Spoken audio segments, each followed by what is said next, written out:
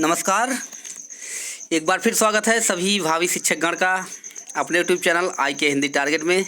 जी हाँ, Hindi TGT PGT 2016 साक्षात्कार interview से संबंधित प्रश्न आपको दिए जा रहे हैं, जिसमें 10 प्रश्नों की श्रृंखला रहती है और आपको 10 प्रश्न करने रहते हैं।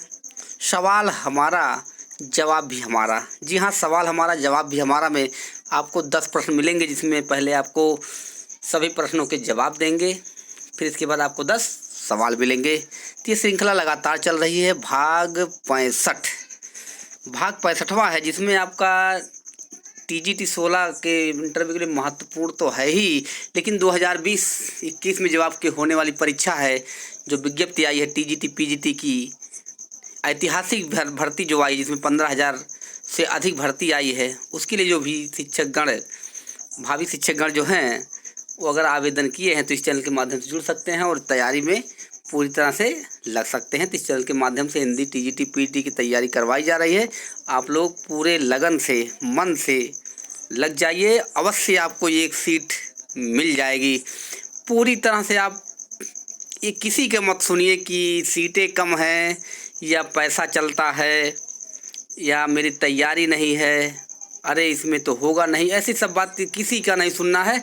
बस अगर आप सुनेंगे तो आप पीछे रह जाएंगे। किसी के नहीं सुनना, आपको बहरे बन जाना है, तभी आपको सफलता मिलेगी।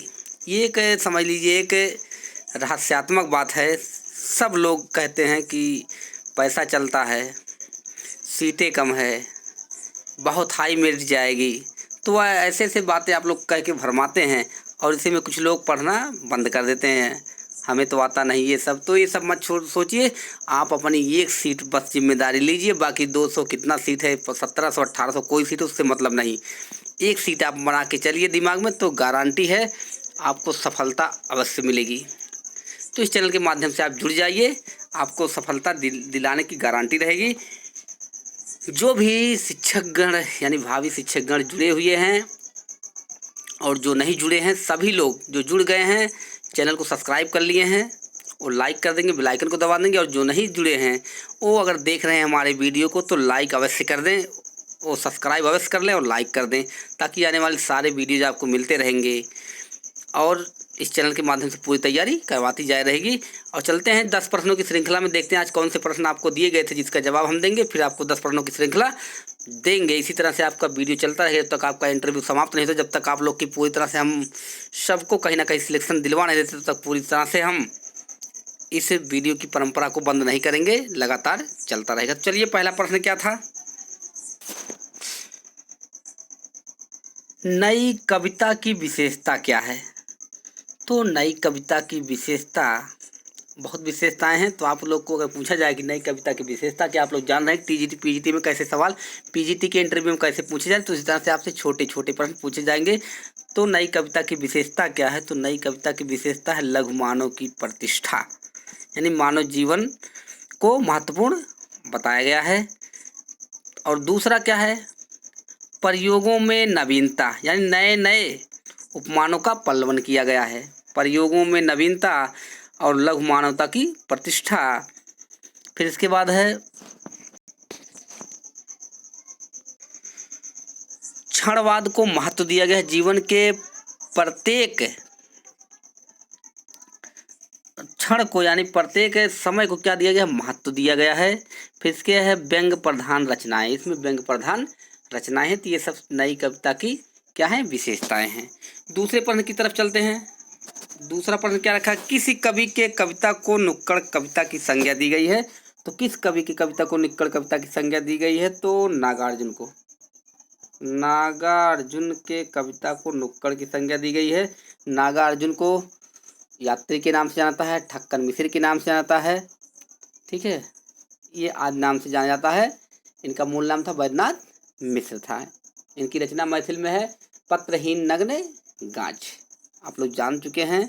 नागार्जुन भी एक आंचलिक उपन्यासकार हैं। जमनिया के बाबा, ये सब रचनाएं इनकी हैं। तो नुक्कड़ नाटक क्या है? नुक्कड़ नाटक चौराहों पर क्या है 10 मिनट 5 मिनट के लिए जो दिखाया जाता है वही नुक्कड़ नाटक होता है, उसी नुक्कड़ नाटक कहते हैं। अगला प्रश्न क्या है? हिंदी में लिंग और वचन कितने होते हैं? तो हिंदी में लिंग और वचन 2 ही होते हैं। 2 ही लिंग होते हैं, एक वो स्त्री और पुरुष, और वचन कितने होते हैं? दो। एक वचन, दो बहुवचन। इसमें दो वचन नहीं होता। अगर एक आदमी है तो एक वचन, अगर दो आदमी है तो बहुवचन। इसी का उल्टा संस्कृत में है। हिंदी में संस्कृत में बहुवचन यानी एक वचन, दो वचन, बहुवचन, और लिंग स्त्री पुल्लिंग और उभयलिंग होता है। ठीक है, तो आपको हम सभी प्रश्नों से रूबरू करवाएंगे, संतुष्ट करवाएंगे। तीसरा प्रश्न है, तुलसी जी के किस रचना में महामारी का वर्णन मिलता है? तो कवितावली। कवितावली में महामारी का वर्णन मिलता है। किसकी रचना में? तुलसी जी के। महामारी, काशी में जब महामारी फैली थी उसी का इसमें वर्णन किया गया है कवितावली में। कवितावली में 7 कांड है, आप लोग जान रहे हैं। 7 कांड के अंतिम कांड, उत्तर कांड में आपका हनुमान बाहु सम्मिलित है। तो आप लोग को धैर्य पूर्वक इंटरव्यू देने जाना है, आसानी से वहाँ कुछ एकदम पूरी तरह से संतुष्ट होकर जाना है, और एकदम शालीनता से, बिल्कुल एकदम ऐसा लगे कि एकदम हाँ कि हम इंसान के ही रूप में आए हैं। ऐसा ना लगे कि आप वहाँ जाएं और उद्दंडता फैला दें। जो उनका जवाब रहे उनसे आप उससे क्या है उसका प्रत्युत्तर देते रहें, तो ये सब आपको नहीं करना है। वहाँ जाएंगे, जो कहें उनको स्वीकार करिए और अपने प्रश्नों को शालीनता से दीजिए। जितने भी प्रश्न पूछे उसको अगर नहीं आता है तो क्षमा चाहते हैं, लेकिन हर प्रश्नों को क्षमा चाहते हैं मत कहना। 1-2 प्रश्न कह सकते हैं, ठीक है। और बाकी आप एक विषय को तैयार कर लीजिए, कहानी, उपन्यास, नाटक में से तैयार कर लीजिए, एक व्याकरण, रस, छंद, अलंकार में से तैयार कर लीजिए, आपका इंटरव्यू बन जाएगा। अगला प्रश्न, आधुनिक युग का तुलसी किसे कहा जाता है? तो ये प्रश्न बताया गया है। तुलसी कहा गया मैथिली शरण गुप्त को। मैथिली नहीं है, मैथिली है, इसको शुद्ध वर्त में देख लीजिए। मैथिली शरण गुप्त को कहा जाता है आधुनिक युग का तुलसी। इसलिए कहा जाता है क्योंकि ये भी रामचरितमानस की तरह राम की जो आप लिखे हैं ये साकेत 12 सर्ग 1931 में लिखे हैं, उसी के आधार पर इनको आधुनिक युग का तुलसी कहा जाता है। मधुप के नाम से रचनाएं लिखते थे, दद्दा के नाम से जाने जाते हैं, राष्ट्र कवि के नाम से जाने जाते हैं। भारत भारती पर इन्हें मिला है गांधी जी के द्वारा। 1912 में गांधी भारत भारती लिखा गया है। तो हम सब प्रश्नों तो आपको टच कराएंगे। जयद्रथ वध, रंग में भंग, चंद्रहास, अनघ, तिलोत्तमा, पंचवटी आदि रचनाएं इनकी है। किसान, झनकार, विष्णु प्रिया आदि रचनाएं इनकी हैं। आप लोग पढ़ते रहिए। रहीमदास के रचनाओं की खोज सर्वप्रथम किसने किया? तो रहीमदास की रचनाओं का सर्वप्रथम खोज माया शंकर याज्ञिक ने किया था। माया शंकर याज्ञिक ने किया था। किसकी रचनाओं का खोज? रहीमदास की रचनाओं का। रहीमदास जानते हैं मदनाष्टक लिखे हैं। खड़ी बोली में बरवै नायिका भेद इनका अवधि में है, और इनका जो है खड़ी बोली में अवधि में मदनाष्टक है, और इनका एक रचना है खड़ी बोली में मदनाष्टक। बरवै नायिका भेद अवधि में है और मदनाष्टक खड़ी बोली में है। और इनकी जो रचना है ब्रज में है खेल कौतुक जातकम, ये भी रचना लिखे हैं, उर्दू फारसी में लिखे हैं। अगले प्रश्न की तरफ चलते हैं। प्रगतिशील लेखक संघ की स्थापना सर्वप्रथम किसने अध्यक्षता की थी? तो प्रेमचंद ने किया था। प्रेमचंद है, इसको ध्यान से देख लीजिए, प्रेमचंद्र नहीं है। प्रेमचंद ने प्रगतिशील संघ लेखक की स्थापना सर्वप्रथम की थी, 1936 में हुआ था।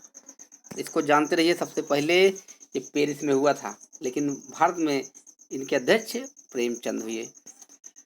8वां है, नवगीत परंपरा की शुरुआत कब से मानी जाती है? तो नवगीत परंपरा की शुरुआत 1958 से मानी जाती है। ठीक है, राजेंद्र प्रसाद सिंह के द्वारा माना जाता है, गीतांजलि से। गीतांजलि से नवगीत परंपरा की शुरुआत 1958 से माना जाता है। 9वां प्रश्न है, मुंशी प्रेमचंद जी कैसे कवि के रूप में जाने जाते हैं? तो ये जाने जाते हैं आदर्शोन्मुखी यथार्थवादी।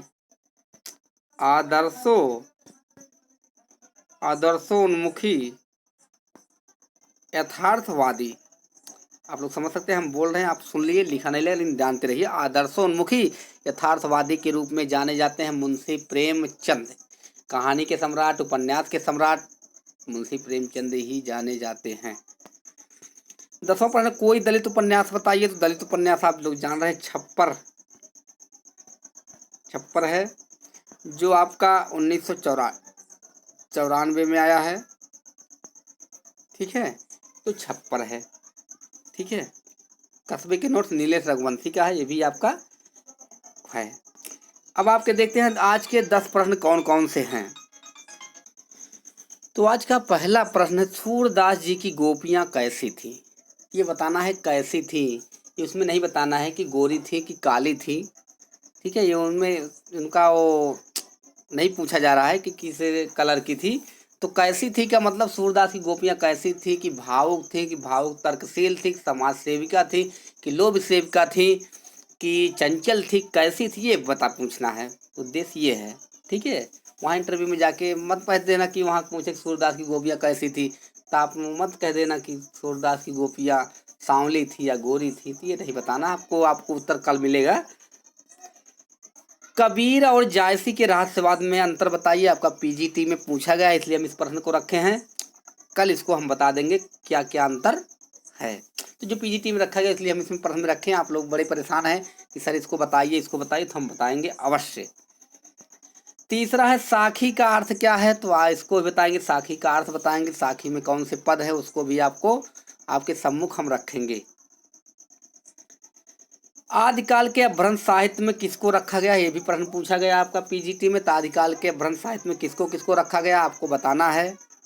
आप लोग जानते हैं, विद्वान हैं आप लोग, आप 1 महीने के लिए विद्वान हो चुके हैं, या मैं आपको बता चुका हूँ 10 से लेके 16 के बीच में जिसका भी इंटरव्यू है तो अपने आप को विद्वान से कम ना समझे, क्योंकि एक टीजीटी पीजीटी क्वालिफाई करने वाला इंसान विद्वान ही हो सकता है। तो आप लोग विद्वान हैं, आप लोग को विद्वता की सफलता अवश्य मिलेगी। नाथ साहित्य की भाषा क्या थी, तो नाथ साहित्य की भाषा आप लोग को बताना है, ये भी प्रश्न पूछा गया है। ठीक है, सिद्ध किसे कहते हैं, ये भी आपको बताना है कमेंट बॉक्स में लिखकर। शिव का विशेषण क्या होता है, ये भी पूछा गया है, इसलिए हम इसको रखे हैं ताकि आप लोग को समस्या ना हो। आप लोग कमेंट बॉक्स में लिखकर अवश्य बताएं। 8वां है संज्ञा किसे कहते हैं, ये भी आपको सब कमेंट बॉक्स में लिखकर आपको बताना है। तो जल्द से जल्द मेरे चैनल को आप लोग जितने लोग नए जुड़े हैं कमेंट बॉक्स चैनल को सब्सक्राइब कर लीजिए, लाइक कर दिए, बेल आइकन को आप लोग अवश्य दबा दीजिए ताकि आने वाले सारे वीडियो आपको मिलते रहें। आपको उतने ही फायदे मिलेंगे इंटरव्यू के लिए और उतने ही फायदे मिलेंगे आपको टीजीटी पीजीटी 2020 की परीक्षा के लिए। तो 9वां प्रश्न है, फोर्ट विलियम कॉलेज की स्थापना किसने की, तो फोर्ट विलियम कॉलेज की स्थापना किसने की है। और आज का अंतिम और लास्ट और आखिरी प्रश्न है, किस कवि ने पहले राम की उपासना की, या किस कवि ने पहले राम भक्त शाखा की में थे, फिर इसके बाद चले गए हैं कृष्ण भक्ति शाखा में। तो आप लोग अब समझ चुके हैं। तो ये आपके 10 प्रश्न हो गए। तो ये श्रृंखला हम लगातार आपको दिए जा रहे हैं आपकी सफलता के लिए, आपका इंटरव्यू अच्छे से जाए, ये मनोकामना है मेरी। आप लोग कहीं ना कहीं आप एक सीट सुनिश्चित करें और जो आपके इच्छाएं हैं वो सब पूरी हों। तो आज के लिए हम इतना ही, ज़्यादा समय ना लेते हुए फिर मिलते हैं कल अगले वीडियो में। तब तक के लिए धन्यवाद।